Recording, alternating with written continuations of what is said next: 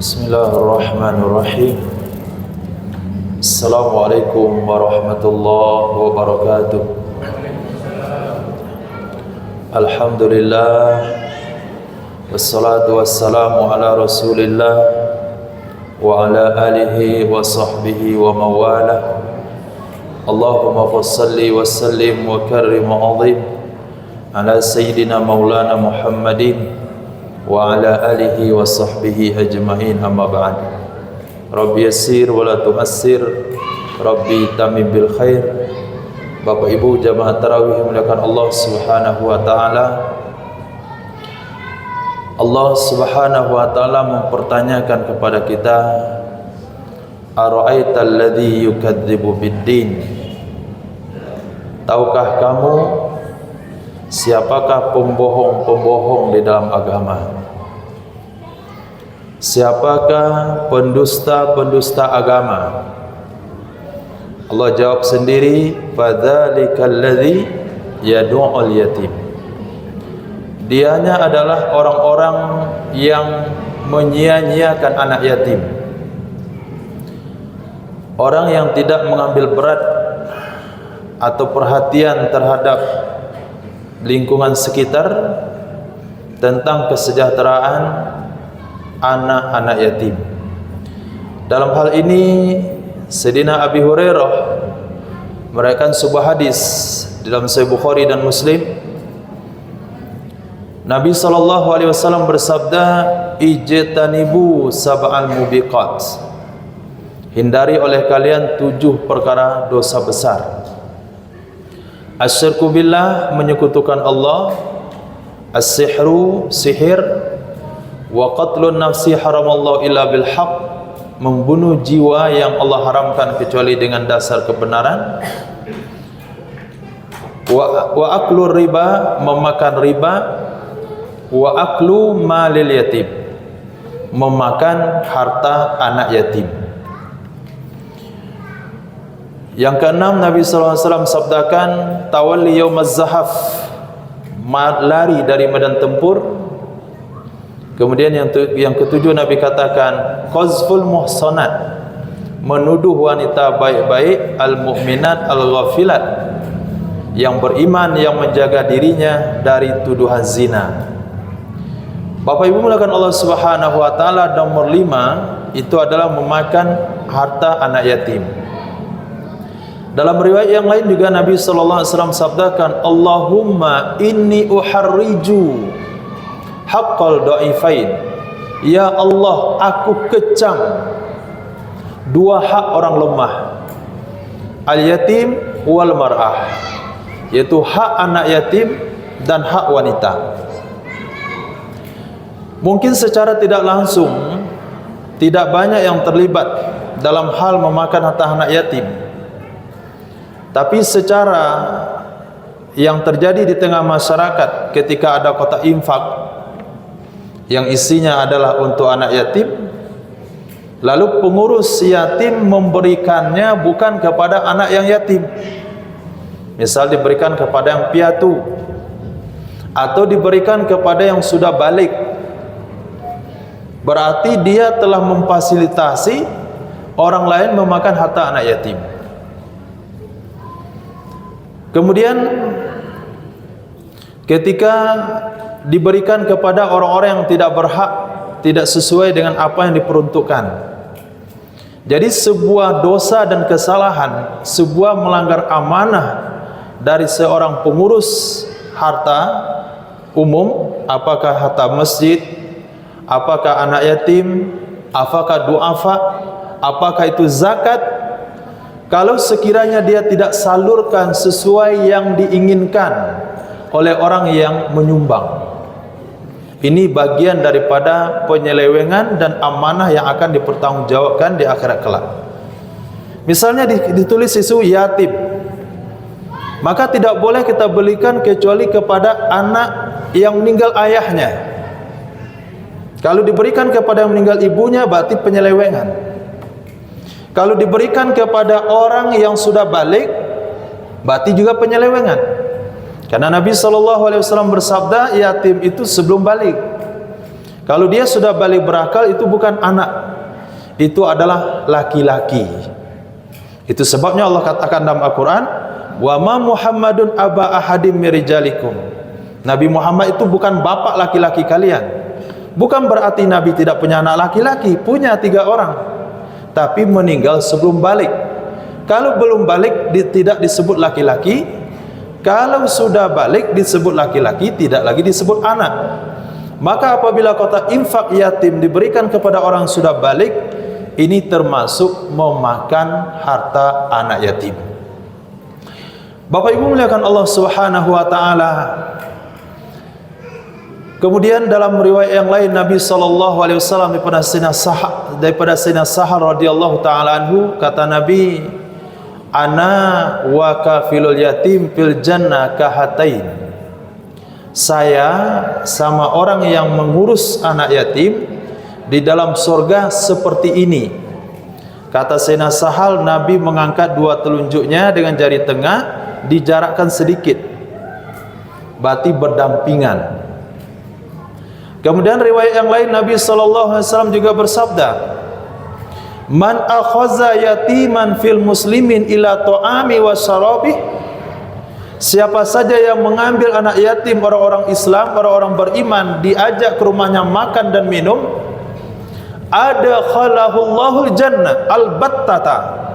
Allah pasti memasukkan orang itu ke dalam surga, pasti. Hatta ayyamala zamban la yufarullah, kecuali kata Nabi kalau dia melakukan dosa yang tidak diampuni oleh Allah. Tapi kalau dia tidak melakukan dosa yang tidak diampuni oleh Allah, artinya dosa yang masih Allah ampuni, apapun dosanya, kalau dia membawa anak yatim ke rumahnya, pasti Allah masukkan ke dalam surga. Apa dosa yang Allah tidak ampuni? Allah menjawab dalam Al-Quran, innallaha yaghfiru dzunuba jami'a. Innallaha la yaghfiru an yushraka bihi wa yaghfiru ma duna dzalika liman yasha. Allah tidak mengampuni dosa syirik, dan Allah mengampuni dosa selain daripada syirik. Bahkan Allah mengatakan dalam Al-Quran, ya ibadiyalladzina asrafu ala anfusihim la taqnatu min rahmatillah. Wahai orang-orang yang telah menzalimi diri mereka sendiri, jangan putus asa dari rahmat Allah. Innallaha yaghfiru dzunuba jami'a. Allah mengampuni semua bentuk dosa. Bapak Ibu muliakan Allah Subhanahu wa taala, inilah jaminan daripada baginda Nabi besar Muhammad sallallahu alaihi wasallam. Tidak mesti anak yatim orang lain. Seorang ibu yang suaminya meninggal dunia lalu dia punya anak yang belum balik, kalau dia rawat sebaik-baiknya, walaupun anaknya sendiri, itu seperti merawat anak yatim. Seorang bibi merawat keponakannya, seorang paman mengasuh keponakannya di bawah usia balik, itu termasuk pengasuh anak yatim. Bahkan dalam riwayat yang lain Nabi SAW bersabda, khairu baitin fil muslimin baitun fihi yatimun yuhsanu ilaih. Sebaik-baik rumah dari rumahnya kaum muslimin adalah rumah yang di dalamnya ada anak yatim yang dilakukan secara baik. Walaupun fasilitasnya tidak baik, walaupun harganya tidak mahal, tapi penduduk langit melihat itu rumah yang paling indah. Seperti kita melihat pada hari ini ke langit, ke arah langit, seperti bercahayanya bintang, seperti cahaya bulan purnama. Maka tempat-tempat yang dianggap baik oleh Nabi dipandang oleh penduduk langit seperti kita memandang cahaya-cahaya bintang. Tapi walaupun rumahnya mahal, miliaran harganya, lengkap fasilitasnya, tapi kalau di dalamnya tidak ada santunan kepada anak yatim, maka dikatakan itu belum rumah terbaik. Bahkan di ujung hadis itu Nabi SAW bersabda, wasyarru baitim fil muslimin baitun fihi yatimun yusa'u ilaih. Rumah yang paling jelek itu adalah rumah yang di mana anak yatim di dalamnya diperlakukan secara tidak baik. Anak yatim diperlakukan dengan cara diperbudak. Bapak Ibu muliakan Allah Subhanahu wa taala, Sengaja Allah berikan akhlak yang lebih, kita katakan akhlak yang lebih kepada anak-anak yatim, supaya orang Islam bisa memilih, supaya Allah bisa memilih mana yang memandang kepada hadis Nabi, mana yang memandang anak yatim itu dengan perasaan. Kalau akhlaknya baik, misalnya ada orang yang mau merawatnya, itu karena akhlaknya, karena akhlaknya yang baik. Tapi rata-rata mereka dibuat oleh Allah agak lebih nakal daripada yang lain. Supaya apa? Supaya kaum muslimin bukan memandang mereka, tapi memandang janji Allah Subhanahu wa taala yang diberikan di dalam merawat anak yatim. Bahkan dalam Allah Subhanahu wa taala mengingatkan, innal ladzina ya'kuluna amwalal yatama zulma innama ya'kuluna fi butunihim nara. Orang yang memakan harta anak yatim berarti dia telah memakan dalam perutnya bara neraka. Bapak Ibu mulakan Allah Subhanahu wa taala, satu ketika Idul Fitri datang, malam takbiran. Ketika malam takbiran datang, maka orang-orang sudah, anak-anak pada saat itu sudah berbahagia, sudah berbangga hati. Kenapa? Ada kedua orang tuanya. Tapi ada beberapa anak mujahid, ada beberapa anak orang-orang yang syahid fisabilillah. Dia menangis, dia dalam kesedihan melihat kondisi yang hadir pada saat itu. Lantunan takbiran, malam takbiran, ini adalah sentuhan yang paling berat bagi orang dalam keadaan yatim. Bapak Ibu mulakan Allah Subhanahu wa taala, akhirnya Nabi SAW mendekati anak-anak mujahid tersebut. Kenapa kalian menangis? Apa kata mereka? Kami tidak punya ayah. Ayah kami telah syahid fisabilillah. Kata Nabi SAW, sayalah ayah kalian. Sayalah ayah kalian. Akhirnya mereka digandeng oleh baginda Rasul SAW. Dan anak-anak yang lain yang memiliki ayah, dia katakan, senangnya kalau ayah kita syahid fisabilillah. Kita dapat ayah, yaitu Rasul SAW. Bapak Ibu mulakan Allah Subhanahu wa taala, begitu dikatakan Nabi tersebut adalah Abul Yatim. Kemudian Zainab binti Jahas disebut Ummul Yatim, ibunya anak-anak yatim. Itu adalah pintu sorga yang terluas kedua. Setelah pembahasan kita tadi malam bakti kepada kedua orang tua, pintu sorga yang terluas kedua adalah menyantuni anak yatim. Apalagi itu keluarga kita, pahalanya justru double. Kalau itu keluarga kita, pahalanya justru lebih double. Pertama pahala menyantuni, yang kedua pahala silaturahim.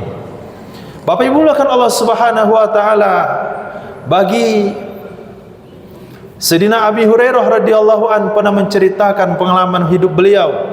Hadis ini diriwayatkan dalam Sunan At-Tirmizi. Apa kata Sayyidina Abu Hurairah? Istu yatiman, aku dulu hidup dalam keadaan yatim. Wa hajartu miskinan, aku hijrah dari Makkah ke Madinah dalam keadaan miskin. Wa kuntu ajiran li ibnati Zam'an, aku ini adalah orang sewaan bagi suku Zam'an. Aku sediakan kayu bakar ketika mereka mampir dalam sebuah perjalanan. Aku naikkan beban mereka ke atas kendaraan ketika mereka berangkat. Kemudian beliau katakan, alhamdulillahilladzi ja'ala dina qiyama, segala puji bagi Allah yang telah menjadikan agama ini tegak lurus. Wa ja'ala Aba Hurairah imama, kemudian segala puji bagi Allah yang telah menjadikan Abu Hurairah sebagai imam. Jadi Sayyidina Abu Hurairah radhiyallahu taala anhu, di samping beliau orang yang terakhir, orang yang terlambat masuk Islam, tapi beliau adalah orang yang pertama yang paling banyak meriwayatkan hadis-hadis Nabi sallallahu alaihi wasallam. Kemudian beliau pernah menjadi gubernur di Damaskus. Pada saat itu beliau katakan, pada saat itu beliau membersihkan hidung beliau dengan sapu tangan. Dia katakan, coba lihat hidup Abu Hurairah sekarang. dia membersihkan lubang hidungnya dengan sapu tangan. Padahal dulu dia pernah pingsan antara mimbar dan kamar Nabi SAW. Orang-orang menginjak leher saya, dikira saya adalah kesetanan atau kena penyakit ayan atau gila. Tapi bukan gila yang saya derita, saya adalah kelaparan pada saat itu.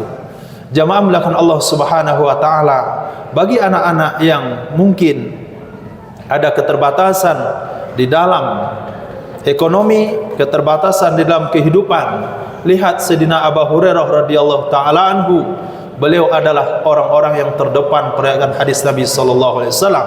Tidak ada satu kitab hadis pun melainkan menyebut nama Sayyidina Abu Hurairah yang paling banyak dalam periwayatan hadis. Mungkin itu menjadikan pedoman dalam kehidupan kita. Apabila orang memuliakan agama, orang mengambil kehidupan dalam agama, apapun latar belakang kehidupannya, apakah dia miskin, apakah dia yatim, dan lain-lain sebagainya, Allah akan angkat derajatnya dunia dan akhirat. Bapak Ibu melakukan Allah Subhanahu wa taala, mari kita juga berfikir, di samping membangun masjid, juga kita mesti berfikir bagaimana kondisi anak-anak yatim yang ada di sekitar kita mendapatkan pendidikan yang baik, sehingga kita mendapatkan keberkahan bersama Nabi di surga insya-Allah. Mohon maaf kalau ada salah dan jagal. Assalamualaikum warahmatullahi wabarakatuh.